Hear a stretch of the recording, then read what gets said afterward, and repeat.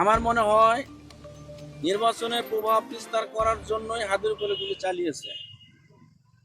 এখানে ষড়যন্ত্রকারীরা থেমে নেই। দিল্লির দালাল, ভারতের দালাল আওয়ামী লীগেরা বসে নেই, ভারতের রয়্যাল এজেন্ট বসে নেই, তারা কাজ করছে। বাংলাদেশের নির্বাচন তফসিল ঘোষণা হওয়ার পরেই আওয়ামী লীগ এটা সহ্য করতে পারছে না। আওয়ামী লীগের শরীরে জ্বালা ধরেছে, তারা নির্বাচনে অংশগ্রহণ করতে পারছে না, বিধায় তারা হাতের উপরে হামলা করেছে, গুলি চালিয়েছে। শেখ হাসিনা পালিয়ে গেছে, পালিয়ে যে তার ফিরে আসার কোনো সম্ভাবনা নাই আমরা দেখছি না। এই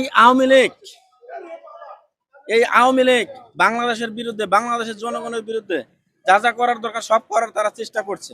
আমরা এই চেষ্টা সফল হতে দেব না, ব্যর্থ করে দেবো। বাংলাদেশ জাতীয় দল বিএনপির পক্ষ থেকে সব সময় আমরা রাজপথে থাকবো, গলিতে গলিতে সব জায়গায় আমরা পাহারাদার হিসেবে থাকবো।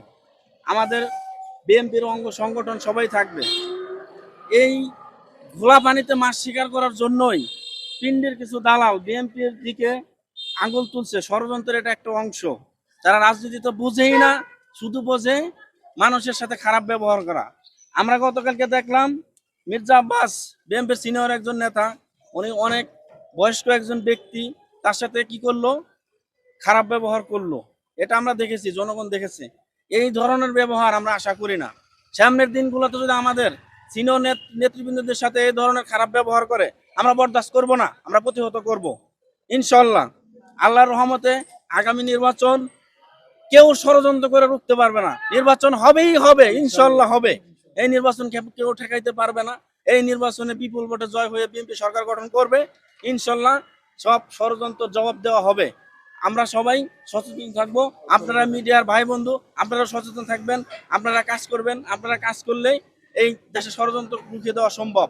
আপনারা কাজ করবেন আশা করি। এই বলে আমি আমার মন্তব্য শেষ করতে চাই।